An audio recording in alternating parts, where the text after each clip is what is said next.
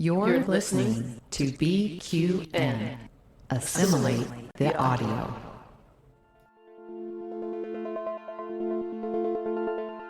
Infinite diversity.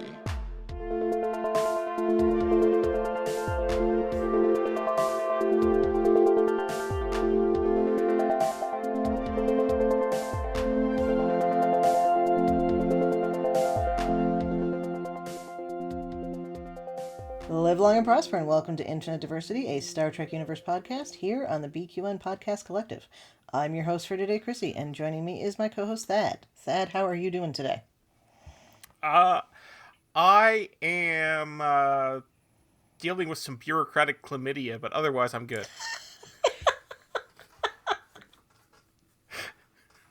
I love his turns of phrase. It's just beautiful. Yes. All right. How are you today? I'm good. Thankfully, I'm not dealing with that right now. Well, I'd rather have the bureaucratic kind than the other kind. Well, God, yes. I mean, if those are your only choices. Yes, okay. So, yeah, anyway. This show has added so much to the Trek canon. Also joining us today is BQN's own Amy Nelson and BQN associate producer, J.J. Seastrum. Amy, how are you doing today? Hello. I'm doing great. Thank you so much for inviting me back to Infinite Diversity. Thanks for coming on. And J.J., how are you doing today? I am great. Very excited to be here and part of the conversation. Cool. All right. Before we jump into our topic for the day, we'd like to take a moment to thank our Patreon patrons who make our show possible, particularly our associate producer, Carl Wonders. Listeners, you can hear your name listed here as one of our associate producers for a monthly subscription of just $10. And your subscription of any amount at patreon.com/BQN keeps all of the shows on the network ad-free. I don't think we had any news this week. I want to say there was something. Oh, Volante Design went out of business. Oh, yes. Can you believe this? They did? Yeah. Oh. Yeah, they announced apparently they've been in trouble for a while, and it got to the point where their debts were too high, and they just had to close. Oh, that's too bad. Yeah. I never They got a make chance good to buy stuff. one of their ridiculously highly priced jackets. I did at Star Trek Chicago, Chrissy. Yes, me remember? too. Yes. Yes. But Aw. I wouldn't have, except Jay was like, I'm buying this for you no matter what you say, so you better be there to get the right size. Yes. Yes. And I wear it as my winter coat. It's wonderful and warm, and that's too bad. Yeah. Oh. Yeah. Oh well. R.I.P. Volante Design. Okay. Mm-hmm. Yeah, and with that and the other month, Hero Within saying that they weren't renewing their Star Trek license, we're fresh out of Star Trek jackets. Okay, well, Paramount, get on that. So we can have unnecessarily expensive ones in the Star Trek store, like the workout shorts that are $68. Wow. I want somebody to make those Academy Letterman jackets. Yes. Again, why are we not able to buy those and the Warp Core pajamas? I want both of those. Oh well. Were there any Merchandising doesn't pajamas look nice. today or on this episode? I There don't most think so. assuredly were not. No, there was not. I'm like, can we see those pajamas? Although they could, if they wanted to do Starfleet Academy underwear, I guess that's something they could have done from this episode. So I'm so glad there wasn't deltas on the underwear, because sometimes it's just like, okay, calm down with your logos everywhere. Just calm down, Star Trek. Well, now Calm I down. kind of want to see like Starfleet issue lingerie with like lace deltas on it. Oh, Yeah, well, now I could totally- that's different. Okay. Yeah, that's different. Thank you. Yeah. That's different. Okay. I don't know, but it makes sense. You, Thad. The Starfleet issued underwear makes sense to my mind from when Jay was doing reenacting, when my husband was doing reenacting, because there was Army issued underwear to go with his World War II outfit. So Starfleet issued underwear. And I mean, Makes perfect sense Enterprise, to me. Right? they all had those blue underwear Yeah. that were presumably issued. If they weren't, they had a really weird coincidence. Oh well. So yeah, Trek merchandising people, just get on that. Yeah. As we say every week, I think at this point. So anyway, we have our episode this week. It is Starfleet Academy's "Come Let's Away." We're gonna They're start taking with their J.J. titles from Shakespeare. That's never happened before. No, Never. no. Why in the world would they do that? So what is the from what play? Come Let's Away. It's from King Lear. The full line is "Come, let's away to prison." Oh. Well, that's what they were hoping for Braca, but didn't work out. So, JJ, what were your initial thoughts, first impressions of this episode? So there was quite a few moments where I was like, I didn't know what was going to happen, right? Like it was so suspenseful, very thrilling. I wasn't really expecting that, especially with the opening scene, being the two of them curled up in bed. But I did appreciate Different kind of thrilling. Yeah. Yeah. I did appreciate that that Mir and her had that like connection, like a callback back to Deanna Troi and Riker, right? So that was nostalgic for me. But I after totally got those vibes. Totally. Yeah. I'm like, oh, this is Imzadi. That's why I wore my Riker shirt. that, There you go. Yeah. Yep. There you go. But overall, I loved the episode. It was very good. I need to watch it again. I only watched it once, so hopefully That's tonight. all right. All right, Amy, initial thoughts, first impressions. Yeah. So I'm a huge fan of episode 4, Jaden's and the Klingon episode. So that's sort of been my top-notch standard, and this did fall short. So it's not my favorite so far. That's still going to episode 4. I was thrown off by the romantic scenes. I did get like I said, the Troy and Riker, and especially if you've read the beta canon of Imzadi and how Deanna communicates with Riker, like that just was all wonderful. I loved that part. I did enjoy that this episode truly made it feel like we had been months. Because I know there were some comments that's like, it's only been 2 weeks. I'm like, no, it hasn't. They've been there for a month. Like a term has passed, within the first 5 episodes. Like, so I'm seeing time move forward very much more pronounced in this, which I appreciate because there's been time and they know each other better. So let's catch up, everyone. Just because we haven't seen it, it's okay. I really enjoyed the multiple levels of, okay, we've got what's his name? Paul Giamatti's character? Noose Braca. Noose, yeah. That and the Holly Hunter, totally reminiscent of the first episode. And it was a little too much for me, actually. I preferred, he just was so over the top and so in her face and so in her space. I was just like, it was just a little too much for me. Yeah. So, but overall, I really enjoyed the story of it. And again, this learning opportunity and the kids stepping up and taking little risks and it working out. And then sometimes it doesn't work out. So we lost some people in this one. Yeah. Yeah, that was something I wasn't expecting. Right? I know. And I was like, are they really going to do this? Okay, red team, blue team. Is it really going to be the red shirts? Come on now. Well, I didn't even catch that. Oh, my God. Duh. Okay. Well, that's all right. Thad, thoughts Thoughts from Thad? I really liked it. I thought this was a. I've been thinking since the show started. We need to see Paul Giamatti back, and he was fantastic in this episode. I really like they set the stakes. This was a very tense, very suspenseful episode, and I thought it was done really well. Overall, my quick off the cuff rankings, I'd put it at second behind episode 5 for me. And then I would put 4 right after that, Amy, just so you know I did also really like 4. Okay, good. Nothing beats finding out what happened with Captain Sisko, so Right. or what didn't happen, right? And Chrissy, what about you? Yeah. I thought this was a very good episode.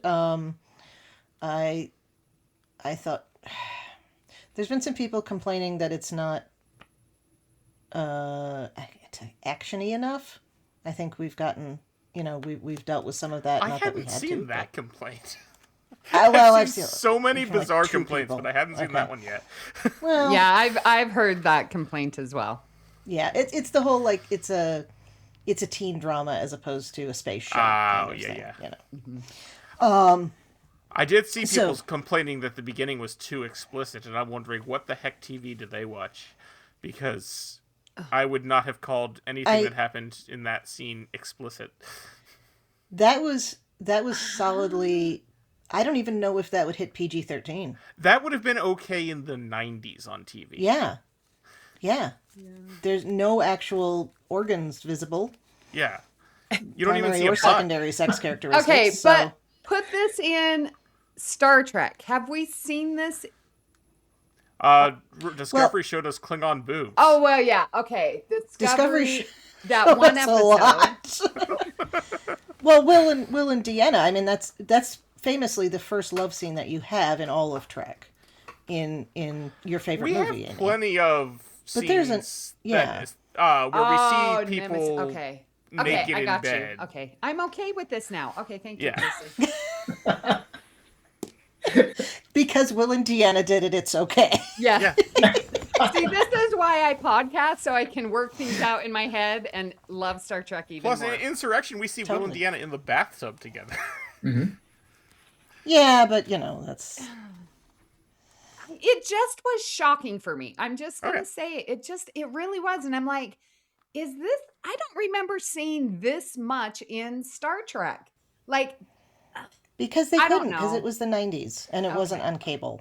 Yeah, I mean, I think they were. Yeah, I think they were trying not to show this much, but I there were shows in the 90s that showed about this much. Not Star Trek, but there Absolutely, were yeah. shows that did. And like it feels to me like this is the sort of thing like you see on broadcast TV now. So I don't. Yeah, I've seen far like I'm thinking. Prestige streaming TV. This is mild. very agreed. But for Yes. Star Trek, this is very shocking. As I said, I think last week or the week before, we just got done watching Righteous Gemstones, and compared to that, Oh, I've heard about that. oh, you haven't seen Oh, it? no. Oh, that's the one about the preachers. Yes. Oh, and it's a great I've show, seen a couple but you're. But you yes, can't if you handle find this, your this virgin episode eyes, I'm shocking, not you're gonna- also gonna. Yeah. Virgin eyes. I was gonna say, See- Amy, you see more than you saw here on a party night on the Star Trek cruise. There you go. That's the truth. There you go. It's they're horny teenagers. What do you want? Yeah. I mean, this is my biggest concern with looking at all of that was like, I hope there's, what is the Starfleet equivalent of a sock on the door? Because there's no I was doorknobs. wondering that, and also Yeah. even beyond that, I would have chosen to put the sock on her door and done it in her room rather than the same room where her brother sleeps. Right. Oh, there's an idea. I didn't think about that. point. Gross. Oh my, Well- now that's going to bug me. And Like, presumably let's- there is a sock on the door equivalent, because, Oh, I'm sure there is. It's not like, there has to be. it's not like the roommates were in there cheering them on or something. Although with that story about the Delta Exact- rituals, good you know. story. And also, I wouldn't put that past Darum to do that. Oh, either. no. No. Or Jaden, for that matter. But his reaction later, finding out about it. But, yeah, no, that was... I hadn't even gone there. I also am disturbed because we know that the computer, like, records, or at least monitors everybody's heart rate and everything. So that's just troubling on all levels, not necessarily having anything to do with sex. Yeah, that... Was that in the first episode? When the doctor's like, "What? Oh no!" When First or second, yeah. Yeah, when they were gonna have a fight. Yeah, it was. Yeah. That was the first episode, yeah. Yeah. Okay, so I'm like, then why the next episode is the doctor surprised that someone's injured? Like, shouldn't he be notified instantly when someone is injured, like their heart rate? Oh, they're losing blood. Like, what's your medical emergency? Dude, you already know you're monitoring my heart rate. So that is a sticking... I wish they wouldn't have said that, because now it's in my head, like, you should already know if your whatever levels are rising or whatever. Yeah. Well, maybe he was practicing opera, not monitoring. Yes.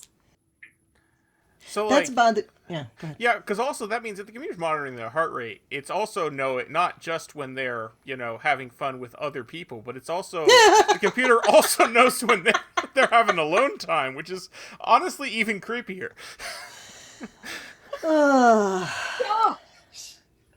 You know, this is Star Trek. 24th century Trek was a surveillance state, and we all kind of tacitly acknowledge that. And we were like, well, that's okay. That's going to be all right. But then you have an episode like Cause and Effect, when Data's going through what everybody on the ship is doing, you know, and it's just, yeah. I forget Couples how many engaged in people were intimate engaged encounters. in injury encounters, but it was not a small number. It was, what did he say, 5 couples or something Something like that? like that, Or, yeah. Yeah. Anyway. Oh my gosh, yeah. So, Probably so like yeah, 5 people having sex on the Enterprise at any given moment, really. Well, there's what, 1,013 people on the ship, so that's not bad. That's not a bad number. You know, good for them. statistically average, is that what we're saying? What is average for that? I don't Who know. the hell knows? All I know is that if this is it, this just occurred to me in my headcanon now. The doctor had that set up after the first day and then realized that was a very, very bad idea, and so he took it I off. love it. Okay. Yeah. You fixed Yeah, it for me. after the Good first job. time he popped in on someone masturbating, he's like, nope, we're turning this off. All right, I'm out. Disable. Let me go to settings and disable that one. I don't need Right. this.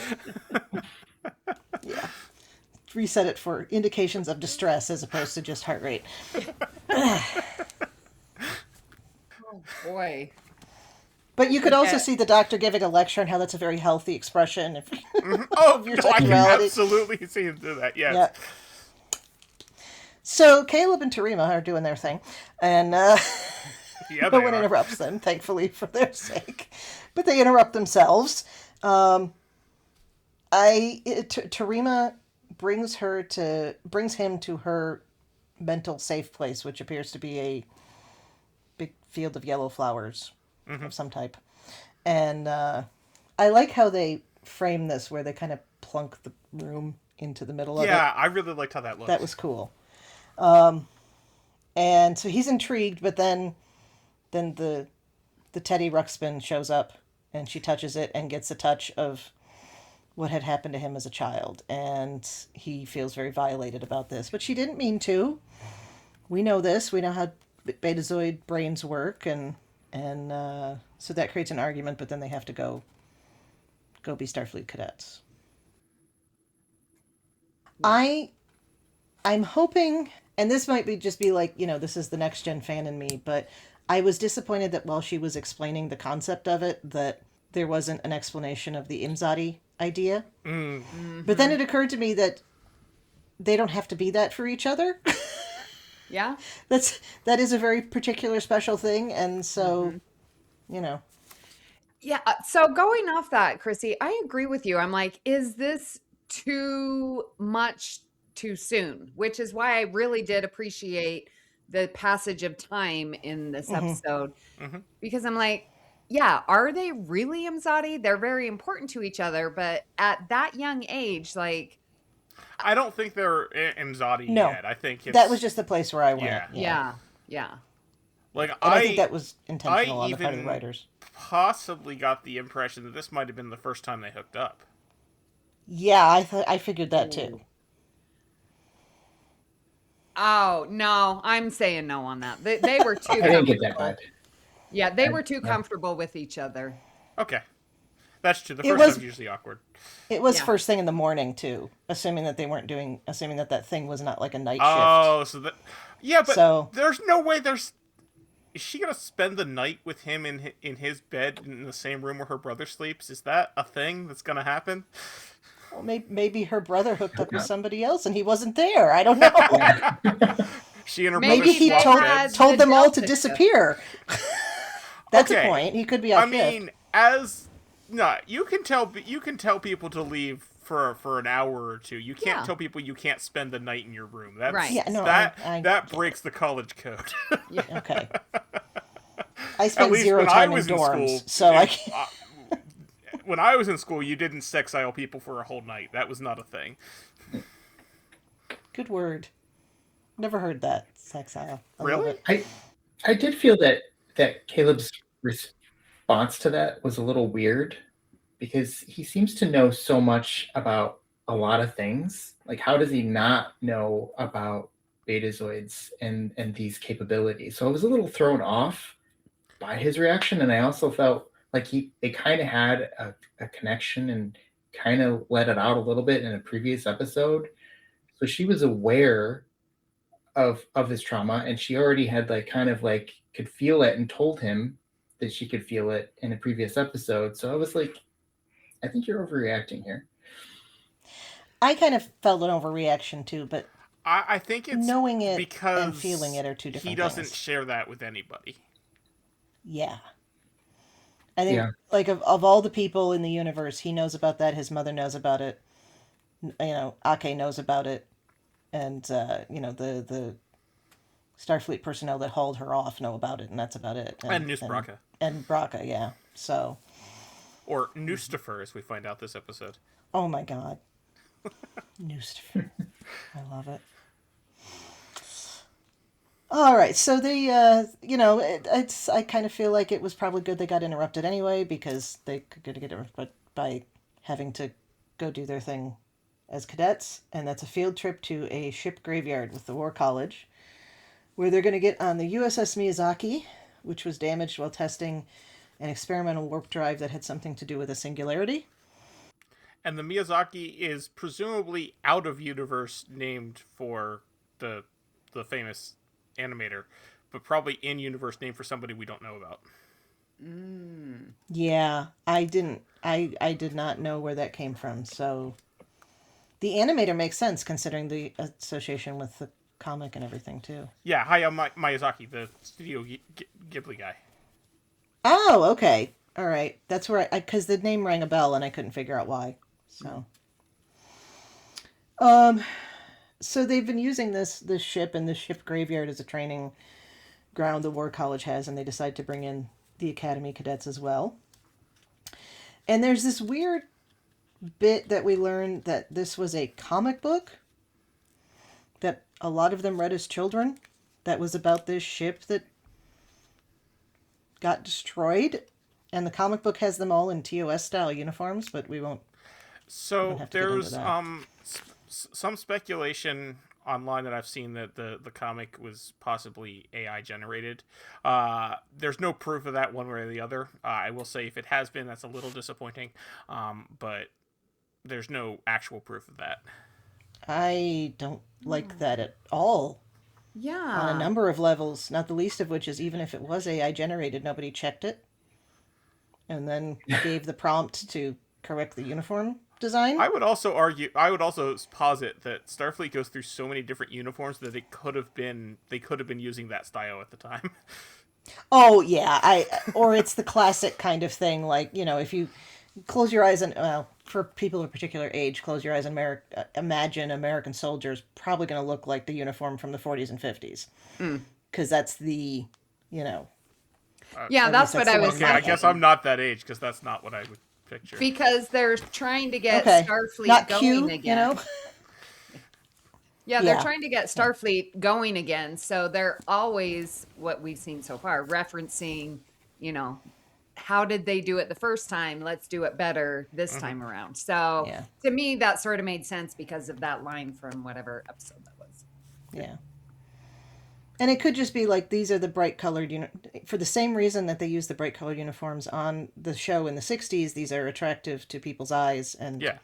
children will look at it and know what's going on. So, In universe, my assumption is just rather than go with the actual Starfleet uniforms, they went with something that looks like Starfleet.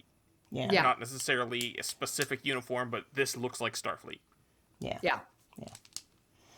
So I absolutely adored how this creates this little back and forth between Bobby and who, if I accidentally call Bobby during this, please forgive me, because that's just too easy. I kept hearing Bobby in my head every time they said it. You know what? I thought it was Bobby until I saw it on the closed caption. So, yeah. So he finds it inspiring. Caleb sees it as Federation propaganda, and I was like, yes, I'm right there with you, Both because could be true. well, both can be true. Both can be true. But my first thought was G.I. Joe. Because that Knowledge is, is power.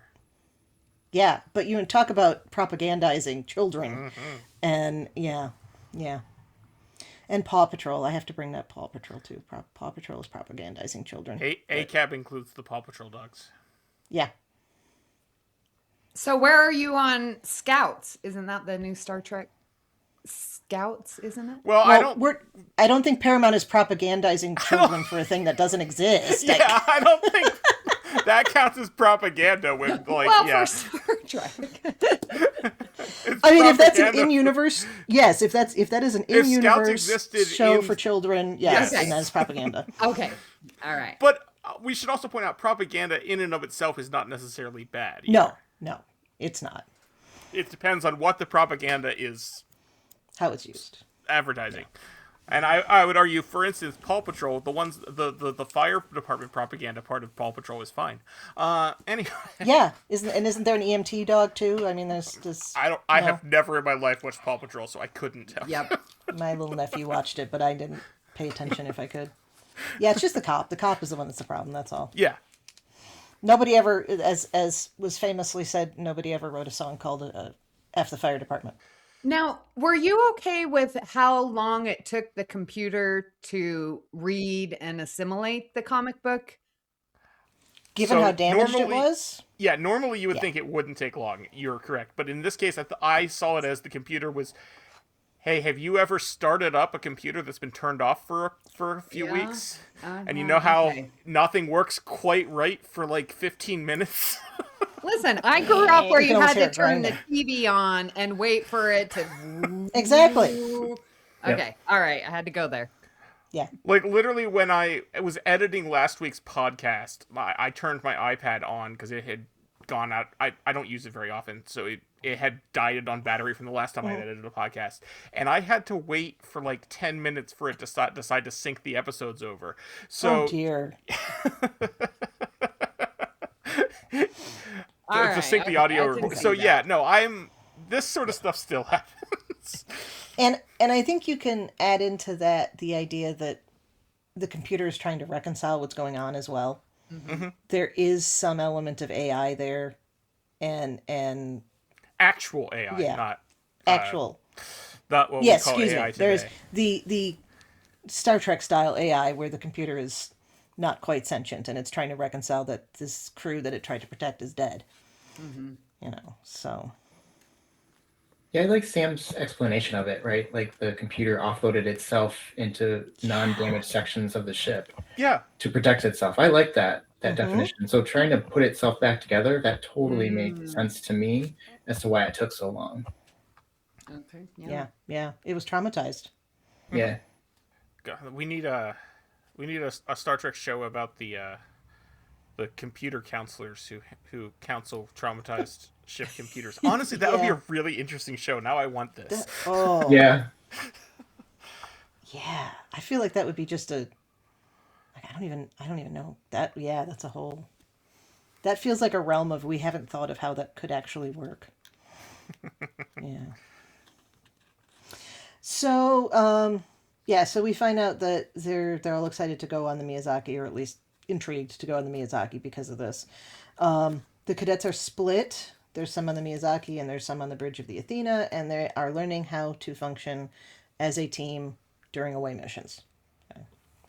That was, I found very interesting because I recorded Union Federation and we did the halfway mark and just covered the 5 episodes. And that was one thing. It's like, well, what do you want to see in the next 5 episodes? So we were talking about if they get split up, like TNG's Disaster, and they're, differently paired, which this happens. Yeah. So I really like that. And they're paired up with the War College counterparts. So that was super exciting because you get to know the characters when they are dealing with each other in a way that we don't normally see. I was feeling a bit. There were shades of the season 2 TNG episode Peak Performance here for me as well. Yes. Yes. Especially with the fact that they're on like a wrecked ship that they have to get things running to. Yeah. Yes. Just like that. I said that on Union Federation too. That was my comment. Wait, All right, well, do you listeners, listen to my podcast? When you're done listening to this, listen to Union Federation. So, the people on the Miyazaki are working under a guy named Commander Tomov, I like him. who appears, and then, as so often happens in Trek, we have a new character, therefore he's going to die. He was marked for death from the moment. From the get-go. 100%. Yeah. Especially when he talks about how he's going to go on vacation. I'm like, this guy's... Yep. Toast. Yeah. So the first thing they have to do is get power going on the ship. I guess that's pulling power from the shuttle because it's not the main power. But whatever, he has a bet that they won't be able to do it within 2 minutes, and they do. So, he right. wins that So that has been a complaint that I've heard out there, that Caleb knows the answers all the time and he's going to do it, and he's the savior boy for the show. And he did, and again, with all of his tricks from what he's learned, sort of to what JJ was going, like, does he know everything? Like, come on now. Can you use programmable matter like that? Well, yeah. Why would you not be able to? I didn't understand that comment. I think it was math teacher. I'm sorry. Do you let your students use a calculator? Yes, because it's a tool. Good. Okay, but have you definitely had the kid in class be like, is he allowed to do that? Surely you've had that. Yeah, that's true. Because we all knew that kid in school that would do that. You're not supposed to do that. No, I think... Here's the thing. I have seen him compared to Wesley. But it makes more sense for him to know all this stuff than it did Wesley. Wesley had it intellectually. He'd read about it. All of that. This kid's lived through some very difficult times, and he has had to think on his feet. So him having that kind of a, particularly with something as basic as we got to get power restored, that seems no problem to me. And it does make sense to me that they would have established guidelines of, here are some things that you cannot bring with you to do this. Here are some things. So it does make a certain amount of sense that there'd be a question about programmable matter. I thought it was funny that the programmable matter was like a sheet. I don't know, like a sheet of paper. It's just that was funny. Well, it could be anything you want it to be, really. Yeah. That's an easy way to carry it. But it made me think of the gelatin sheets you see on Bake Off. Yes, it was like that. But I remember in Discovery when they first went to the future, right? And they were repairing that piece of Discovery, and it was like a pen or something that they were using where it was like stuff coming out of that. So to see the sheet, it's interesting. It's different. Well, different applications. different forms It for is different interesting applications. that Caleb seems to be the only one who ever uses it on this show. Mm-hmm. Yeah. With it being so Yeah. common. Yeah, Mm-hmm. because like on Discovery, they established that was just standard. People that we use this for Yeah. all Right. sorts of things. But it's not being shown as common here, so maybe that's a we're not going to use that much at school thing. Or maybe it's held back from the undergrads or something like that. Ah, right. You need to get to your You have to learn how master's to level. Yeah. Yeah, you have to learn how to, fry the egg in a pan before you can order it from the replicator. Or something. Right. Just had breakfast, so that's the first thing I came up with.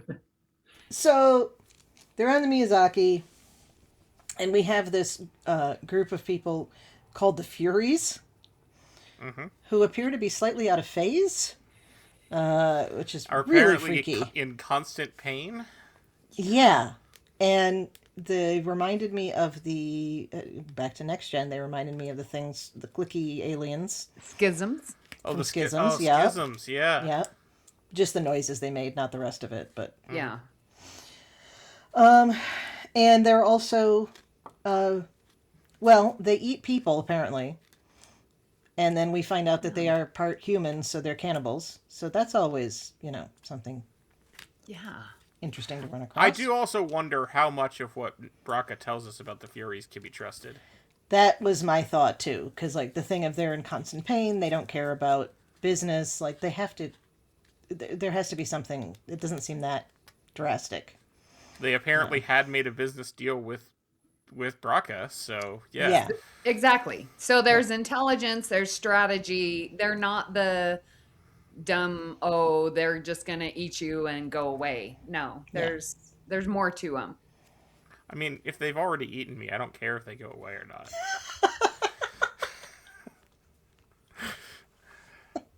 And they feel like early Gorn, I should say early Strange New Worlds Gorn.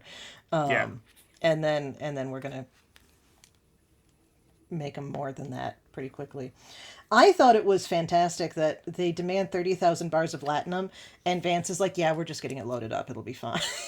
Like, latinum is no longer worth anything, just like money. It's okay. Yeah. At I'm least sure in the Federation. Yeah. Apparently, they figured out how to replicate it. Maybe. Maybe. Oh, with programmable matter. Maybe. Yeah, because that was why it was worth so much in the 24th century, is because the latinum couldn't be replicated, so you could... So that's why it was, you couldn't counterfeit it, I suppose. Yeah. Yeah. Yeah. Whereas But I gold, think- worthless I- gold. Even You if they can't replicate it, I imagine it's the sort of thing where, like, well, we don't use this in the Federation, but we know that plenty of other cultures do, so we'll keep it on hand for when we need to make do things like this. We don't use this, which is why we have so much of it. You know what I'm trying to say. No, I'm sorry. I know exactly what you're trying to say. The problem is what popped in my head was the episode of Golden Girls with the actor that they're all going after, and he fakes losing his contact lens. And Dorothy brings out a glass of water and says it's contact solution, and we have so much of it because none of us wear contacts. I just imagine there's, like, the Federation Strategic Latinum Reserve for when they deal with, like, it's all locked away in Federation Fort Knox somewhere. Oh yeah, that makes perfect sense. Possibly actual Fort Knox, for all we know. Why not? Yeah, I mean, now that's that been Earth's back part of the Federation. Yeah, and that's been a thing in Star Trek. I mean, there has to be some kind of barter system. There just has to be. This is what society. So the fact that they're like, we don't use this, so you can have it, still comes off as you're wrong. There's going to be something is scarce, something is valued. That's going to be common. So can we get there? It gets the complication is that, like, even if you can provide for all your basic needs, there are still always going to be things that people want. Yep. Right. Which is why it is more appropriate to discuss it from a standpoint of being post-scarcity than post-money. Yeah. Yeah. Everyone has what they need to survive, and we even know that's not true. But within Federation borders, not To Right. quote for Nog, burn. well, if you don't need money, you don't need mine. Exactly. I love it. So Vance suggests asking News Braca for help, to which Ake reacts as if she could have punched him through his holographic I mean, he version of does himself. She would have. make it very clear that he doesn't want to make this suggestion. No, he does not. But there is a logic to it. And so then we cut back to the Miyazaki, and we've got Tomov sacrificing himself to allow the away team to get away and get to the bridge. And then we have what I thought was going to be conflict between Bobby and Caleb about who was going to be in charge. And they both kind of just acknowledged each other as having some level of authority and worked around each other, which I thought was interesting. Mm-hmm. I felt they bonded in that moment. Yeah, I thought so too. I was really getting to like Bobby this episode. Yeah, because he'd just been a jerk before. Mm-hmm. Vulcans can be such jerks. There you go. But yeah, that's of course, he starts to have a little bit of a character development, and he's got to go. Mm-hmm.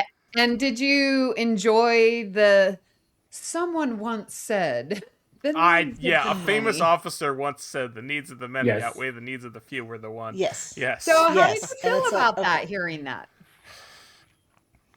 I was fine with Yeah, I that. was fine with that. Mm-hmm.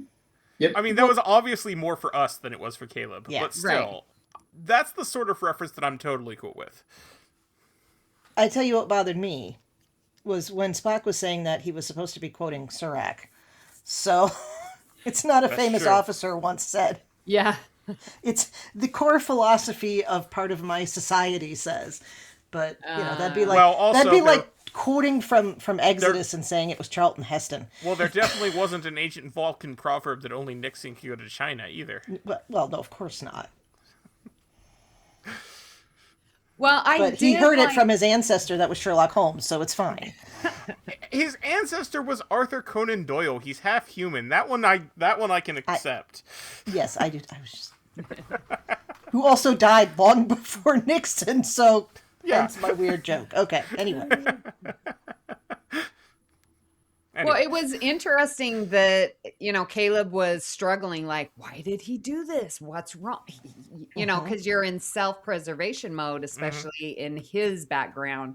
And so to see that, and I guess it's difficult to accept if you've never had a person be willing to sacrifice themselves for you. Yep. But his mom did. I mean, Uh, I don't think I wouldn't call that a sacrifice. She was like, it wasn't Protecting like him. if she didn't go to prison, Caleb was gonna have consequences. Like, Well, she was stealing food for him. Well, yeah, she put herself in danger for Yeah. him, but she didn't yeah, but that's stand in front of I a still I wouldn't put it in the phaser same. for him.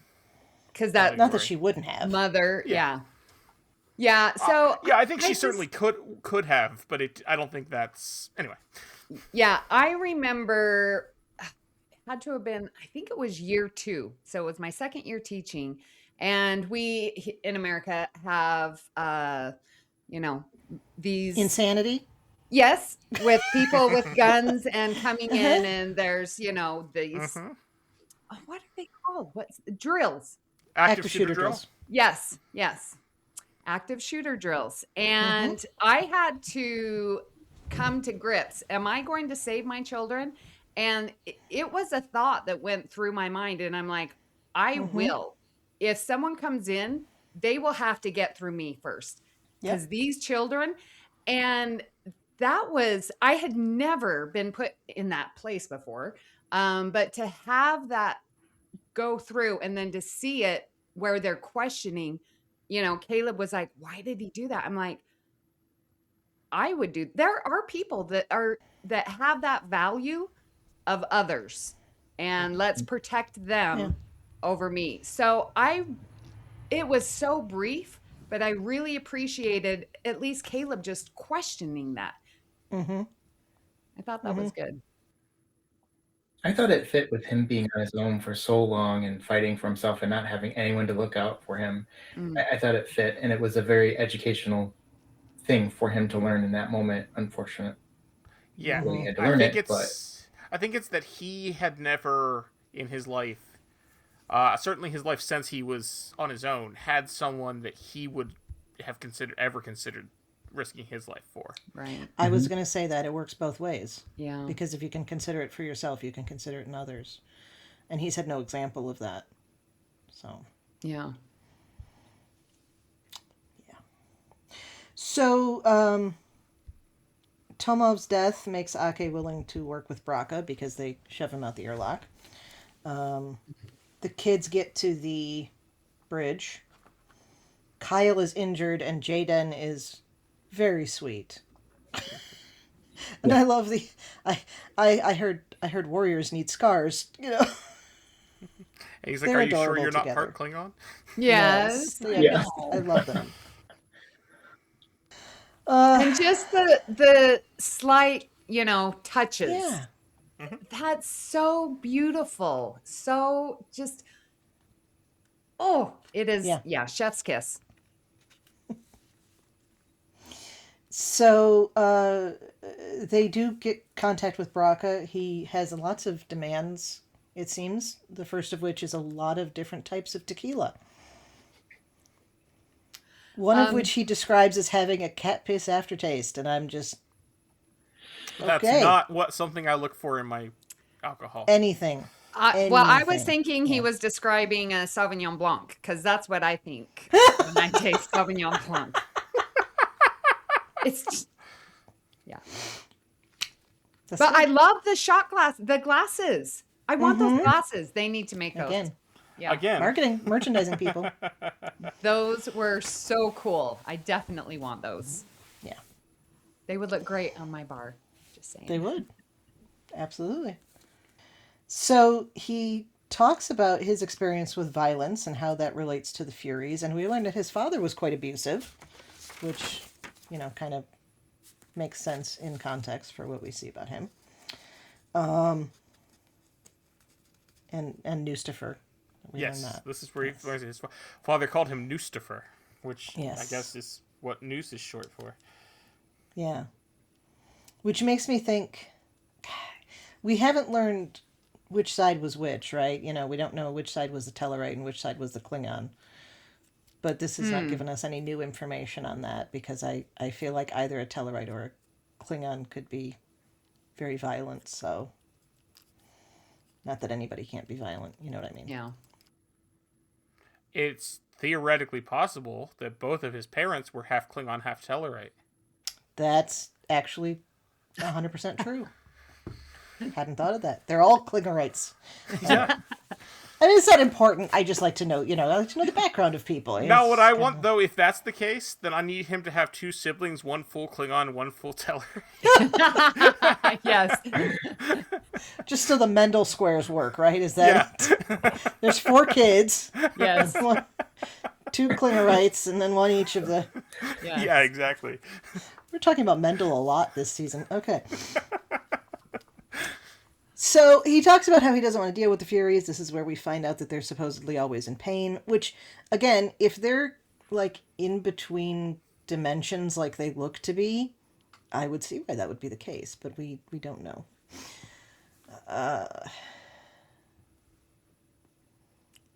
Yes, and I have this running here in the background, and it's the line of "The hills are alive with the sound of murder. I'm wanked, I'm spanked, and ready to be a diplomat." They give him such good lines. He also uses the word spooge. Yes. So good for them. Yeah. And I also really winced at tender, tasty teen cutlets. Oh, yes. That was just as That was good. cringy as I think they intended it to be. Yes. Yeah. So his price to help is that the Federation stops supplying dilithium to a planet that's on his trade route, because he makes the analogy of basically having a Starbucks on the interstate. Right? which I like. Yeah. Good old callback to Route 66. Yeah. I have the only hamburger stand for 100 miles. Exactly. We learn more about Ake because he gets very, as Amy, you were saying, he gets very in her space and very belligerent is a good word, I think. And he demands that she treat with him on an equal level, which, given that he kind of has a bit of power here in that he has what they need, I can understand that. It's just very interesting to see how she is playing this versus how he is playing it. He's trying to demand respect. And she is sitting back, and I will sit here quietly and listen to you because I need more information. She is there strategic, and you can see that. And I'm like, why isn't he recognizing because he's the fool, right? And he's talking too much. He's giving away all this information that she's like, okay, let's put this together. I love that scene where she was talking with the Admiral. It's like, I'm missing something because she has now gathered all this information. Like, what does he need? What is his desire? What does he value? What is he wanting out of this? I agree with you to an extent. I don't, in that moment while he was talking about that, I did not think, I totally felt he was playing her 100%. And that he was not a fool. And then he knew exactly what he was doing. He was manipulating her to get what he wanted, which none of us really understood until it actually happened. Right. It's just interesting to me how much he knew about her in those moments. And it was also interesting. There's two things here, right? Like, I remember the very first episode, right, where he was comparing what he does to the Federation, right? He's feeding people, but he does it his way. And a few people have to lose their lives. Starfleet is feeding people and claims that they don't lose any lives. I'm sure people are losing their lives, right? I think he compares himself as an equal to her, and he wants recognition from her that he is trying to do his best with the tools that he has, and that she shouldn't judge him just, from the perspective of being in Starfleet and the morals that Starfleet has, because on the flip side, there probably some compromise of morals, right, at some point in time. I think that's where he was coming from, or that's his perspective on things.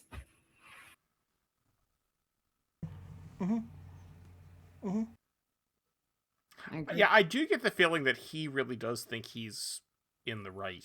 Whether I don't think he is, but of course we're watching the show from the Federation perspective. But I do get the impression, based on the first episode and this one, that he really does think he's doing the right thing for his situation. And I think one of the things that I would often think about while watching The Walking Dead was that we are coming at this from one group's perspective. And if we had been watching the governor's group or Negan's group from the beginning, we would think they were the ones who were right, and Rick's group was the ones that were messed up. So I think you have a similar situation here with the post-burn everything, dealing with life post-burn. Yeah. Yeah, and Discovery even had us, really tried to make that point with the Emerald Chain. Yeah. Exactly. Yep. Survival. He has a real personal thing about Ake, though. Just, I mean, and Well, she sent him to prison. Yeah, but I feel like there's a longer issue than that, because from I get the impression that they had been butting heads, for lack of a better term, for much longer than that. I don't necessarily know that, but what I do think is it's a twofold thing. Partly it's that she sent him to prison, but because she was the one who sent him to prison, he sees her as the embodiment of Starfleet, which he hates. Yeah. Okay. But yeah, he knew so much personal stuff, like her having a kid and losing. Like, how would he know that? Just because Well, it sounds she like- sent him to prison? Like, That was maybe He's been public looking into it. knowledge, Yeah. or at least findable knowledge. I if- imagine that the the Venari Raw? Yeah, they have people on the inside in the Federation that Yeah. they can get information from. yeah. So I'm going with you, Chrissy. I think they've known each other, they've come across, and they've, come head to head before, Yeah. even then, Yeah, so we learn that the Lanthanites have no concept of the ending of things, even in their vocabulary, which Seems we've I don't see how that works, but okay. I don't either. Yeah. Because they're not all immortal. Right. We know they're very long and they live lived. among people who aren't immortal. I Right. didn't understand when Well, he said but that either. that could be word pickups. That you could have no concept of ending. Well, no, what or I'm- not, what I'm no getting word is for ending in your just own because they're language not and somebody immortal, else's. they are around mortals. They know that things end, Exactly. even if they don't. And they would have had had an understanding of that concept. Do they? I mean, we don't know what the Lanthanite planet is like. It's entirely possible that. Is there a Lanthanite planet? We don't even know that. Well, that's true. We don't even know where Lanthanites could just be broken humans. Right. For all In which we know, case, they could would just have a be- word for that. Yeah. Lanthanites could be Flint from I was just thinking of him. TOS, Requiem for Immortals. Methuselah. He could have been a Yeah. Lanthanite. Yeah. Ooh. Yeah. There's the whole Cold Equations trilogy that has all the immortals in it. Yeah. That's such a good book series. That's so good. Yeah. I mean, completely non-canon and contradicted by a lot of Well, what's now. happened since, but very good book series. Yeah, it does seem strange, but we all accepted that until Star Trek VI, the Klingons didn't have a verb for to be. So Right. Yes. Well, I mean, but that was never established in No. the canon of the show. It was more That's true. that was Mark Okran decided to make this language alien. It's not going to have a word to be. okay, that's true. That's true. But then she just sort of sloughed it off like, well, I'm only half, And I'm like, does that really even matter that now you do understand ending because you're only half? Like, it just was weird. I mean, does it mean she only lives to be like 600 instead of 1200? How? Yeah. Let's not forget how old what's her face is. Pelia? Pelia is like 5,000 something, right? Yeah. Something like that. Yeah, she Yeah. saw the pyramids. So Yeah. well, I mean, I could have seen the pyramids, but you know what? She saw the pyramids. She being saw them built. being made. The first time around, the original. Yes. Like any of us can go see the pyramids today, but you know what I mean. Yes. She saw them first run. Yeah. Yeah. There you go. I want to say there was a reference And in their one debut. of the books, one of the books to her meeting Jesus too. Oh. Oh yeah, I think you're right. I don't know. Yeah. Oh, she's an awesome character. Okay. Anyway, yeah. So we find out here that this is how her son died, and that it seems like she allowed something happened that she could not go after him to protect him because it would have put her own crew in danger.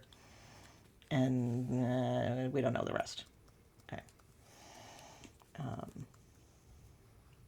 So we get a little more information about her. He reveals that the Furies are still a problem for him. Of course, we find out later that that's probably not the case. Or at least if it is, they're still able to negotiate. Yeah, I had a thought about that. You know how he mentioned that they're in pain and they're suffering, and they're clearly working together, right? So Yeah. when I thought that when he first told that line to Captain Aki that she was going to do the Starfleet thing and try to find a way to heal them, to make them feel better. But I think in this particular case, he has already found a solution that satisfies them and is now using them as his little army and diversion. Yeah. Yeah, on first watch I did think like, oh, this is going to be an opportunity for them to be like, oh, here's this drug that we can give them, and then they won't be in pain anymore, and that'll make them nice people. But maybe we'll come back to that someday. It wouldn't have worked here, but definitely that does feel like a Trek thing. Yeah, I was thinking that same thing too, Chrissy. Like, okay, I'm like, she's listening and she's going to try and figure out a way to get the Furies on her side type of thing. But yeah, it did not happen. Yeah. So then Genesis and Darum figure out how to find the Fury ship with the different sensor readings. Braca reveals that the Furies are bat-like. They aren't bats specifically, but they are bat-like. Sensitive to high frequencies, and that's how Braca dealt with them. So, well, we just happen to have a high-frequency weapon we can send out from this space station that's a half an hour away by How the convenient. Sargasso. Yeah. Yeah. That felt way too convenient, and there it was. Red flags were there at that moment. Yeah.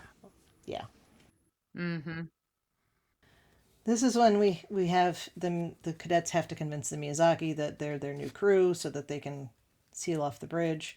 And this is when Terima connects to Caleb,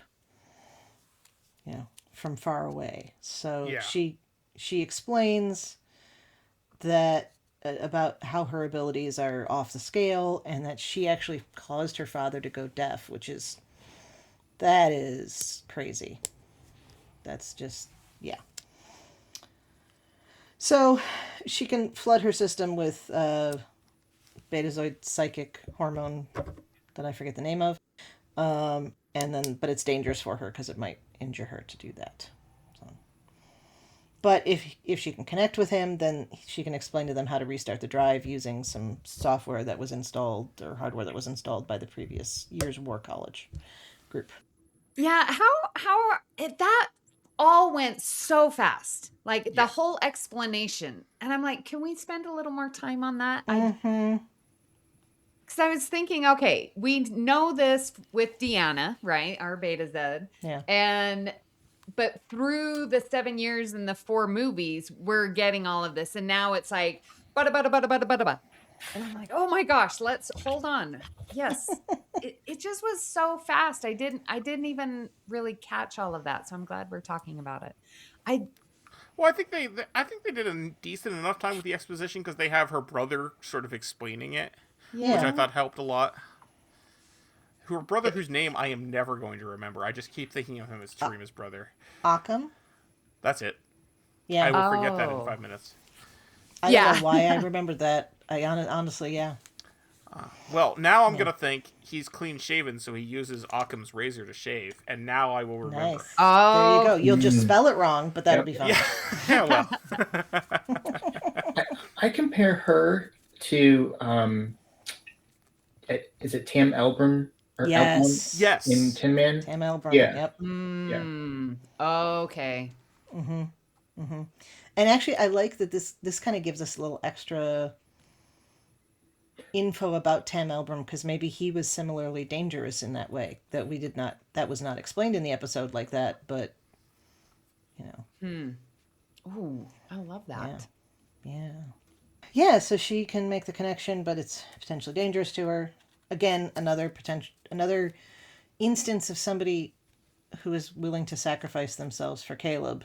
And he is put in this position of having to understand and accept that. So the sonic weapon is en route. The cadets and the Miyazaki are going to restart the drive. Genesis does eventually find the Fury ship, but as we find out shortly thereafter, it's not. It's actually a Venari Ral ship, or I guess it is the Furies on a Venari Ral ship. That's never made completely clear. I don't know if the Furies have a ship. I'm assuming it's maybe like a shuttle on the Miyazaki or something, because we never actually see a Fury ship. Yeah. So Caleb's able to get the computer to show him engineering from the bridge. The program is called Tiny Fairies or something like that. Fireflies. Fireflies, thank you, yeah. Yeah. So you just can't tell a computer, do it anyways. Like, if the computer's saying, I can't do this. Well, here's the thing: the computer wasn't Brian saying did all they the time. can't do it. The computer was saying, "I will need to." The computer was explaining workaround way you would have to do it, and Caleb's like, "I don't actually care what the workaround is, just do it." Okay. All right, that makes sense. Yeah. Okay. Because it did start to say, "I'm not able to do this. We'll need to reroute through." It was like he's like, "Just do it." Yeah. Okay, I can buy that. Terima knows that they're in a great deal of danger. I love how they put her on the bridge as if she were there. Mm-hmm. That was very nice setup. And the Furies are about to get in, and we see Bobby basically jump in front of a gun to protect Caleb. Yet another sacrifice. Yeah. And he does not know how to deal with that. Yeah. Terima... Oh, go ahead. I was just going to say it would be interesting to see what happens in the next episode if this hangs over his head, because 3 people sacrificed themselves for him. Different ways, right? Yeah. But yeah, it would be interesting to see if it sticks in the next episode. I'm sure it will. They've been pretty good about mixing continuity and individual episodes. So. Yep. Right, and also in that little firefight, Sam gets shot and starts kind of glitching, I think, for lack of a better term, which is scary. Yeah. But they're able to get the drive started, which means that they can get beamed out, although it takes a bit, which gives Terima the opportunity to use her super scream to deal with them. And this is a place with a bit of hand waving, because if she's not actually on the ship, did she manipulate Caleb's vocal cords to do that or something? I don't understand how that worked. Yeah. I mean, I was just assuming that it was coming from the Athena, but we just were being shown with her there. But yeah, I'm still thinking it was her voice. So the sound waves and the visual didn't match up with my reality, what I was seeing. Because I'm like, she's not on the... I don't think it was actually sound, if that makes sense. I feel like it was more like some sort of mental wave that she was sending. Like a but psychic, she's... sonic thing. Psychic. She's the point. Oh, yeah. Yeah, so so she was using visual... Caleb's. She was sending it into Caleb, and it was coming out from... I assume how it was actually working. Yeah. But it wasn't actually sound, you're thinking? Yeah, I don't think... it's just shown that way because we're not watching this as a mental projection. Yeah, so whatever the waves were to destroy the furries. Furies. Furies, they're bats. They're fur. But she's the source. Yeah. So the waves have to be coming from where she is, not Caleb. Yeah. Well, I no, don't think it's a projection. I'm thinking because she's the reason she's present on that ship is that she's in Caleb's mind. So I'm assuming she's projecting it from her to Caleb, and then it's coming out from Caleb. Yeah, I don't. Yeah, I kind of look at it like I remember Night Terrors from TNG, where those psychic aliens, yep, right? They were impacting people. I think that the mental came directly from her, from the Athena, right? Like it was mentally, and it was just visually portrayed like a wave that was emanating from her. Okay. But it was really over there. That's yeah. See, that's what was troubling me, is if the issue was sound, then there's no way for the sound to get from the Athena to them, as famously sound does not travel in space. So but if it's psychic, then that's all bets are off. Yeah, that's definitely a hand wave. And ta-da. Yeah. Eyes in the I dark, actually had one moon more of an circles. issue with Sam getting shot. than that part, because in Yeah, the previous episodes she was shot and it just went right through her. she knew it was coming though. So Yeah, she was had able to already make made herself permeable, And and they- also I would assume it depends on what kind of energy hits her too. Yeah. Mm. Like True. I think if she got shot with a bullet, it wouldn't hurt her. But an energy wave is a different That kind of thing. particular kind of energy may disrupt holographic signals or whatever. Good point. Yeah. Didn't think about it. But I that was I've had that thought too. I was like, wait, she shouldn't be able to be Yeah. shot in that way. But then I forgot that she had specifically said she made herself permeable. So yeah. I mean, I feel like she should have already made herself permeable just because. But You'd feel like Put she her just hand always. in the computer. Well, yeah. Yeah, but that could have been Well- just a hand. yeah, and also that I feel like in Discovery they did that all the time because the computer consoles were programmable matter. So I forgot about that. Yeah. Damn programmable matter. I think they are losing. I honest to God, I think they are using that less because it became a catch-all. yeah, Yeah. It's probably. too easy to fix things if everything's programmable matter. So Mm-hmm.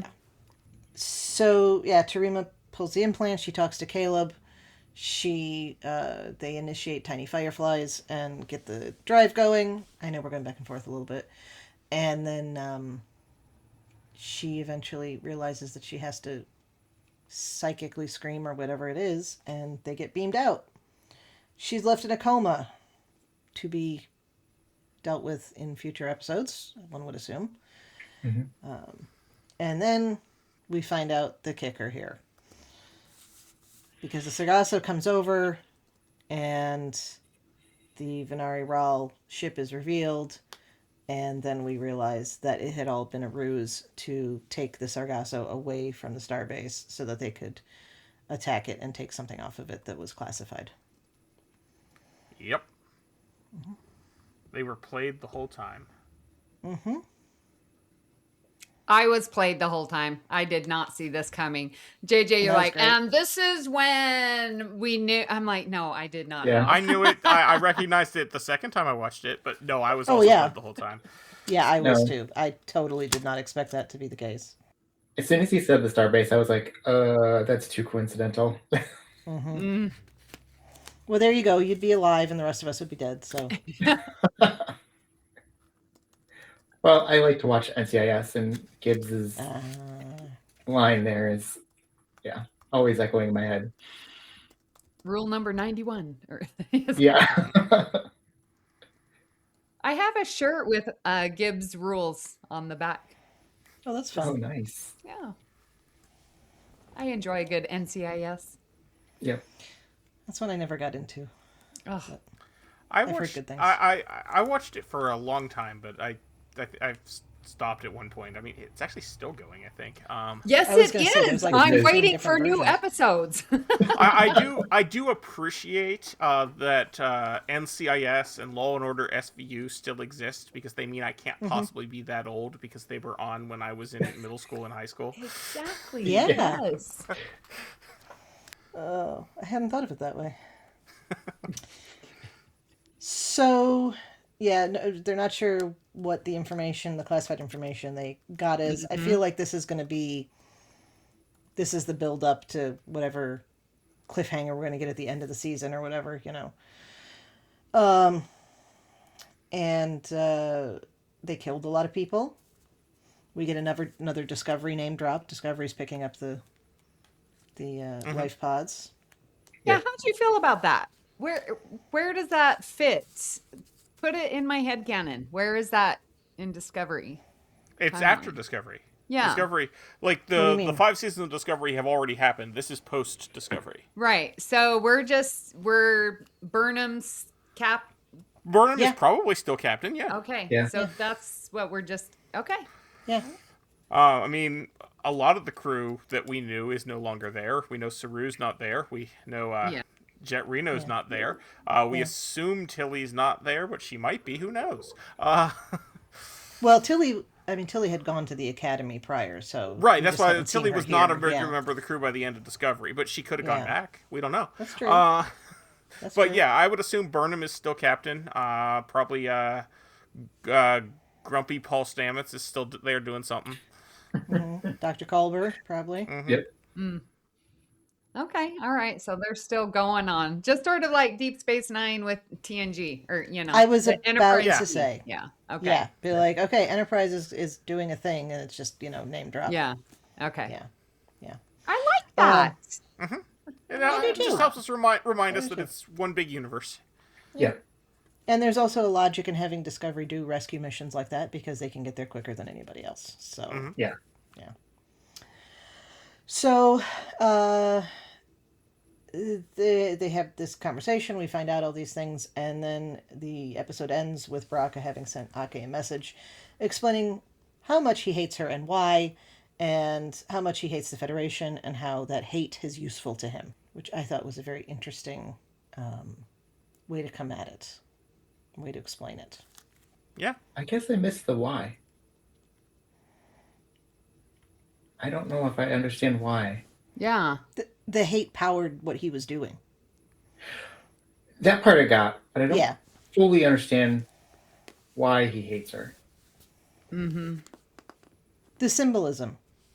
That's what I got out of it. Like we were talking earlier, that she is She representative represents of... Starfleet, and he hates Yeah. the Federation and Starfleet. Okay. Yeah. I don't think it was supposed to be deeper than that. Okay. The point is that he sent, I think more it's the message that he sent her a message telling her off more than anything else is how I read that. But yeah. That scene and the first scene when it's just the two of them, those were really intense and quite frankly amazing acting. They both did a phenomenal job there. It was awesome. Yeah. But it was intense to see that. They are intense, the two of them together. Yeah. Yeah. It's Yeah, like they're and- both really good actors or something. Yeah, something like Yeah. that. Well, he's like, I've thought about you all the time. Oh, that's funny. I haven't thought about you at all. Yeah. Yeah. It's that hate. Yeah. Yeah. It's so funny because I literally just last week was showing HBO's John Adams in my classes. I showed the first episode to one class and the second episode to another class, and then I turn around and I'm watching. So I'm going from Paul Giamatti as John Adams to Paul Giamatti as Noose Baraka, and it's abrupt. It's very abrupt. Yeah. Some of the words, though, are the same. There's one point where he says freedom or something, and it's the exact same tone as he uses in John Adams, but it's beautiful. Liberty, that's the word. Yeah, anyway. So, overall, what do we think of this episode? I loved it. I loved it. Yeah. But I've loved every single one of them. They've all been 10s for me. 10 out of 10. Wow. Well, yeah. I'm not sure I would go quite that far, but I've really enjoyed every episode. There has not been a bad episode. No. Agreed. With the new Trek, Strange New Worlds has been my standard. So I'm putting this up there with that. It's Ooh. really good. I love that it's in this time period. I love that we're seeing the Starfleet growing. I love the characters. The actors are amazing. It's so fun following them on Instagram or whatever, and they do the little behind the scenes, you know, we saw Sam talking with Avery Brooks, those just make this show even better, getting to know, and Jaden, I forget the actor's name. But it's Kareem something. Yes. I forget his last name. Yeah. So I feel that this show is doing so well. I'm absolutely loving it. And it's still not, it's really a fine line between episodic and a season arc. Yeah. Yeah. It's And I think it does dancing really perfectly well. on that line. Yeah. Sort of like Strange New Worlds does. Yeah. Yep. Honestly, I mean, it's hard to say for sure, and obviously rankings change from day to day. But I at the moment I might put this as my favorite of the live action new Star Treks. Ooh. Ooh. No, I could see that. I think still like I'm- Lower Decks more, but that's like a whole different thing. Yeah, that's, Lower Decks is its own thing. Love it. Strange New Worlds is still the top for me, but Yeah. this is second for sure. I Sure. I really enjoy the. I love Strange New Worlds, but I really enjoy the 32nd century setting where we're able to do new things. Yeah. And I think in 6 episodes, Academy has been doing a much better job of it than Discovery did in 3 seasons. Yes. Yep. But Well, for Discovery had sure. its own story too. Yeah, no, and again, with I that, also yeah. love Discovery, but Yeah. Oh, yeah, I of think course. that the way the type of storytelling Academy does works better than what Discovery was doing. Yeah. Well, and I love that we're seeing it when we were promised, oh, we're going to see how the Federation started with Enterprise. Did we see that? No, we did not. So Well, we would have if, you know. If it had been canceled, yeah. Yeah. would we VPN have? hadn't Because gone they different. went to the Zindi arc season 3. I'm like, hello, can we get more behind the scenes? And like now we're Yeah, getting but in season the 4 we got Klingons. We're stuff. getting the betas at every episode. You know, we're progressing Yeah. our Starfleet. You know, our Federation. Yeah. So they're doing a great job. I agree. Agreed. I love this show. I'm really glad we're getting a season 2. I hope we get even more. Oh. We need to Yeah, have at I'm least gonna be 4 sad if we seasons don't. for each year of the Academy. Oh, good right? point. Yeah. Yeah. Yeah. Yeah. It does make me sad how much negativity I'm seeing about the show online, though. Well, So, You know what's interesting though is that's Trek fans for you. I would say like it's better, like it feels like that almost all the negativity you see are from people who have already decided they hate it and have written it off. Yeah. I don't see that. What I'm not seeing here is on, like, for instance, Discovery. There was plenty of that, but there were also plenty of people who just didn't like it. I don't see those people with Academy. I see it seems like almost everyone that I'm looking at, and I'm reading a lot of stuff, is that the people that are actually like decide to sit down and watch it and giving it a chance, they're really enjoying it for the most part. yeah. And that wasn't necessarily true for Discovery or for Picard. I mean, that was mostly true for Strange New Worlds. Yeah. But Strange New Worlds is this. It's Strange New Worlds. Unfortunately, has a bit of a reaction to people's reaction to Discovery, yeah, and that is the people who are exactly the ones you would expect to have not liked Discovery for exactly the reasons that you think love Strange New Worlds. So, you know, that's and there are that some has been part of the people problem who- here too. And there are some people who really loved Discovery who don't like Strange New Worlds as much, and part of that is because of how much the people who didn't like Discovery do like it. It's Like, a whole. that's a whole mess. Yeah, yeah. But I mean, the amount of You've got me the going amount- in circles. I yeah, know, right? no, I'm confused now, but they know that we know that we know that they know. Just don't say anything. I couldn't if I wanted to. Yeah. I have seen a lot of complaining about how Ake sits in the chair and lays on the turbo, you know, and that kind of stuff. And so this is the complaints are petty, Yeah. you know, and so I can set those aside. I do like. Did you guys see how Kate Mulgrew just like walloped somebody online about Yeah, that? that was great. That Yep. was beautiful. Oh, shoot. But I think missed it. her character is Oh, you in didn't- you line see- with oh, Telly. Yeah, Yeah. some guy posted in one of the Star Trek Facebook groups saying that we need Captain Janeway to go forward in time and, you know, beat the crap out of Ake for not sitting up straight in the chair. And Kate Mulgrew replied basically saying that if Captain Janeway were going to beat anybody, it would be someone who's insulting a fellow captain, you troglodyte. She actually used the word troglodyte. And then dismiss them. Yeah, and then Dismissed. ended it with dismissed. Yeah, that was beautiful. Wow, I love that. Okay, that's cool. Yeah, she's so wonderful. So I did have that complaint. I was Okay. done, but on That's the all right. on the rewatch, because I'm like, this is the chair. You do not disrespect everything that this stands for. And I get as a teacher, you come in and you make your space. This is my classroom. Yep. Every kid, every person that walks into my classroom knows it is my classroom. So I get creating that space. When I rewatched episode 1, the first time, she absolutely gives all the respect to the chair. Mm-hmm. She comes in, sits in it properly, as one should. You look, but then the next time and there on out, that is her space. So I've changed my mind. I've no longer, now I celebrate it because she did give that respect at the beginning, and then she made it her own. That is her ship, and you know it.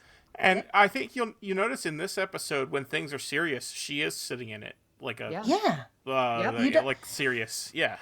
When we see her relaxed in it, it's when they're like, okay, we're traveling. Mm-hmm. We're just killing time until we get to the place. She's reading a book. You know, it's not a moment that requires a lot of gravity, I guess, so to speak. Yeah. You started to say, JJ. I'm sorry. I didn't mean to talk over you. Well, I just think that she, like, look at Pelia's character, right? Like when you go into Pelia's quarters and she has all that stuff, which I love. I don't know. I think it's just the way that she approaches and sitting in the chair, and when she talks to the war college, I can't remember his name. The counterpart. Kelrek.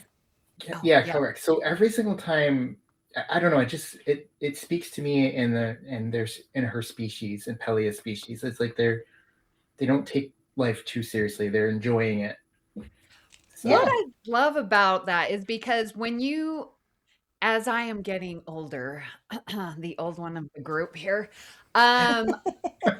you see things differently. You get a different perspective, and you know what to boil it down to.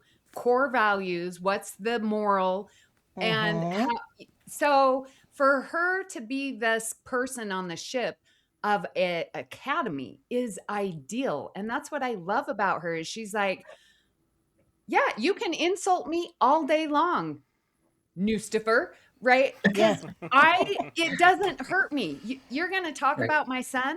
I've already processed this like 500 years ago. Like, can you give me what? And so to have her be that high moral ground of, that's what we need in this day and age. People to not get all consumed. I see it with my students. She called me this. I'm like, what does it matter? Do you believe them?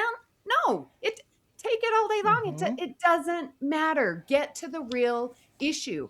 And she is that for the show. And because of her age and the wisdom, that it makes sense. And she doesn't come off as Picard knows everything, type of captain. She's got the experience to back it up. Yeah. Do you think that's also something that Braca is annoyed with, how long she lives? Maybe. We don't know how old he is. Yeah. We don't know what kind of experiences he's had in his life with loss. Yeah. So. And a lot of people are searching for that eternal life. I mean, I feel like I'd be pretty jealous if I knew somebody who has lived for hundreds of years, and I know he's going to live for hundreds of years more. I would be too, but from a completely different standpoint of like, tell me everything you know, because this is what I do. It's not the immortality I want. It's the history in a way that I don't.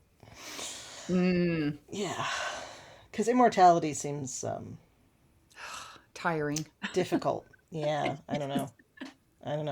It has its advantages and disadvantages. If you naturally live that long, it wouldn't necessarily be as tiring. Like you would. That's true. Yeah, because it wouldn't be like if a human lived hundreds of years, even if their body was still, healthy. Functional. Like there wouldn't be enough for their brain. There'd be too much information. They wouldn't be able to handle that. I would think. There's no frame of reference for that. Humans haven't lived hundreds of years. That we know of. That's true. Yeah. Ask Mel Brooks. There's a joke that most of our audience is not going to get. Okay. I don't get that. The 2,000-year-old man? No. Okay. What's that? Mel Brooks. It's a comedy album he did with Carl Reiner or Sid Caesar in the late 60s, early 70s. Wow. From? Okay. And then they redid it again in 2000. It was a 2,000-year-old man. Never mind. Anyway, look it up on your Audible subscription or wherever you get your audiobooks. They did a redo of it, The 2,000-Year-Old Man in the year 2000. I remember I was very excited when it came into the bookstore. Oh, that's fun. And it wasn't as good as the original, but yeah, it was, there was, my favorite joke from it was that he was with the army with Joan of Arc, and he couldn't understand why he was so attracted to the general, and then he found out that it was a woman. Anyway, okay, I've completely lost my train of thought now. That's fine. That's okay. It obviously wasn't going anywhere. This episode was more on task than we often are, so you're fine. Yeah, really. We needed. That's what happens Teacher when you have Amy two here to teachers keep us, on. Yeah. Right? I don't know what JJ does. Are you a teacher too? Or are you somebody that has to be on task with things? No, I work in IT. Okay. Yeah. No, Okay. it's all Amy then. She's just such a hard task mistress that we have to stay on. Yeah. Yeah, the college professor here does not stay on task. We've established that. Anyway. Yeah. Anything else we want to... I think we've covered... We've covered all of mine. Okay. All right. Well, then we'll start with JJ. Thank you so much for joining us with the discussion today. Where can listeners find you online if that's something you want to happen? And is there any current or upcoming work you'd like to mention that our listeners can look for? No, I don't. That I sounded just have really my website, Jenediah.com. And I try to pop in to podcasts every once in a while when I have a moment. I work too much, so I know that feeling. Okay, no, this is just not gonna pass, JJ. Love you, but you need to find JJ. We'll be on the Star Trek cruise and at I will be. STLV. Oh, yeah. And JJ is the one that is known for his badges, his pride badges, Star Trek pride badges. He has designed badge for the view screen. But go find him. It's amazing. At your conventions. Yes. Yes. at your Yeah, local- I'll be seeking you out because I do want one of those 60th anniversary badges on the cruise. Yep, I'll give you one. All right. And Amy, how about you? Thank you so much for joining us today. And where can listeners find you online? And you have all sorts of things they can go look for. So tell us about it.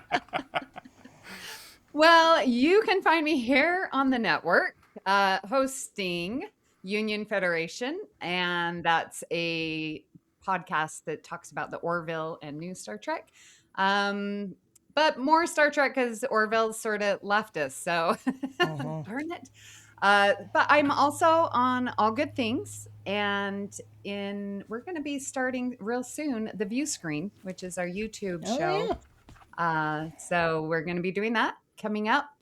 You can find me on our Discord server and our Facebook group, the BQN Collective. And I'm sure the links will be posted in the show notes. They are indeed. Okay. Always. All right. And thank you so much for the invite. This has been fun. Yes, it has. Glad Well, you I guys mean, it could was come on. a Betazoid heavy episode. Who else were we going to get on? Yeah, really. All right. Thad, where can people find you when you're not sampling replicated liquors? I'd rather have the real thing. Wouldn't we Probably all? not tequila. I'm not a big tequila fan. I'm not either. That's why I said liquors instead of tequila. Unless you're in Mexico. Like, that's where you go. Having never been, I don't know. But I will take your word I have for been it. to Mexico, but I actually didn't have any alcohol while I was in Mexico. Really? Were you not of age? No, I was. The only he's time I've been been on to the Mexico cruise. has been on the cruise, Oh, okay. and I Yeah. never went I don't to know a where the bar cruise while I was- goes. Yeah, and I never went to a bar in Mexico, so no. What does... Man. Okay. Well, Now I have to apparently go Amy's gonna on fix next that. year's. Okay. And then, yes. We I'm are. It taking is you going to home. Cozumel, so we can. Yep. Yes. There we go. No, this last year we stopped in Costa Maya, but I went to a Mayan pyramids instead. Nice. Okay, that's better than drinking. Yeah. Yeah. Yeah. Anyway, and yeah, I was gonna say, and we also went to Cozumel last year, or was it 2 years ago? Anyway, at some point we went to Costa Maya and Cozumel, but when we were in Cozumel, a friend of mine, we were more concerned with finding Cuban cigars than we were liquor. There's priorities. Yes. I can get tequila at home. That's Ooh, true. No, you can't though. That's what I'm saying. You think you can, but you can't. Like, it's different. It's different there. Fair enough. Anyway, you can find links to everything I do on my website, tyrannicus.net. That's tyranicus.net. You can also listen to me on the podcast I do with my friend Carl called License to Spiel. That's license spelled with a C like the British do it, where we started out talking about James Bond and through a roundabout way are now covering every episode of Columbo. Chrissy, where can people find you when you're not... sorry, I just looked at my list of quotes from the episode and was like, no, I cannot say any of None them. of those. I appreciate that considering where we started, so. Chrissy, where can people find you when you're not breaking down the door to eat people? Oh, wow. That's, yeah, I don't even know where to go with that one. Okay. Generally don't do that. Maybe if I was a Normally zombie it's for unlocked and Halloween. you just walk right in. Yeah. You can well, that's find me true. everywhere because I will not be doing that. That's true. There you go. Well, of course, in addition to here at Infinite Diversity, you can find me on History with the Szilagyi here on the BQN, our currently intermittent but still going short history podcast that I do with my fellow historian husband, Jason. Also happy to chat about our shows in the BQN Collective on Facebook, and I'm on the various socials as the Goddess Livia. That is TheGoddessLivia, where you can see my opinions about Star Trek history and leftist politics. Don't forget all our other great shows on BQN. Here's a recording of Amy Nelson to tell you all about them. Do you say Unless that you want to do every it live. time? We don't... Yeah, we do. We do say, here's a recording of Amy to tell you all about them, yeah. Oh my god. What else are we supposed to say? I don't normally emphasize the recording part. I felt that was necessary in this instance. Okay.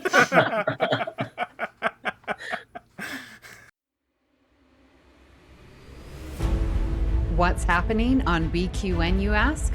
We're not just a network. We're a universe of exploration, entertainment, and deep dives into the topics you love. Here's your star map to the sonic adventures awaiting you. Let's chart the Star Trek cosmos with all good things. Embark on a comprehensive journey through the entire Star Trek universe with the insightful crew of Amy, Christos, Kelvin, and Kristen. From classic to current, they cover it all. Galaxy class, engage! Stephen and Stefan pilots this Alpha Quadrant mission, meticulously covering all aspects of Star Trek: The Next Generation. Infinite diversity. Stay current with the newest Star Trek frontiers alongside Chrissie and Thad. Union Federation. Whether your allegiance lies with Starfleet or the Planetary Union, Kyle, Kevin, Amy, and Haley offer a unified front, discussing both current Star Trek and the truly Trek at heart, the Orville. Crack open that book with Peter and the Trek Book Club podcast. Delve into a rich tapestry of Star Trek's beta canon. What's the tea, Bev? Christos spills the latest Trek news and fandom insights with an essential LGBTQIA+ perspective, complete with engaging guest interviews. Our visual voyages that you can find on YouTube as well as podcasts are Trek Masters. Think you're a Starfleet Academy graduate? Test your knowledge with Davey and MC's challenging Star Trek quiz show. And the View Screen. Tune in live on Sundays for your dose of a Trek-inspired talk show. Kelvin and Amy host new 8-week seasons each spring and fall. But beyond the final frontier, we have Bargain Bin Gamer. Davey and Mitch, your self-proclaimed gamer guides, lead you to digital treasures, unearthing and reviewing the most affordable video game gems. Cinema Z, grab your metaphorical popcorn for Mark and Matt's cinematic deep dives, unearthing overlooked films that demand your attention. History with the Szilagys. In order to never repeat it, tune in as Chrissie and Jason deliver bite-sized snippets of historical events from around the globe and transformational journeys. Host Lex Rosa explores what it means to embrace authenticity in the face of societal expectations. You can unlock deeper levels of engagement with our exclusive patron perks. The Hive Mind is where you can join our random script readings, live reaction shows, and roundtable discussions. You can also now watch All Good Things as an extended video edit and get a background look into the creation of a podcast. Also, check out our back catalog of It's Green and Amy's Math Moments. Stay connected to our ever-expanding galaxy of content by following BQN Podcasts on Instagram, Blue Sky, YouTube, and Discord. We appreciate you choosing BQN to fill your auditory needs. Thank you for listening. Assimilate the audio. Thank you so very much for tuning in to Infinite Diversity. Thank you to Zach Tripp for the wonderful theme music and Mark White for the awesome show art. Please subscribe in your favorite podcast player and don't forget to rate and review us there as well. If you want to reach out, you can find the network on the socials at BQN Podcasts, or our show specifically at IDIC Podcast. You can also talk about any and all of the BQN podcasts in our Facebook group, the BQN Collective, and join our Discord server. When you next hear from us, we'll be talking about the next episode of Starfleet Academy, Cozine. Until then, peace and long life.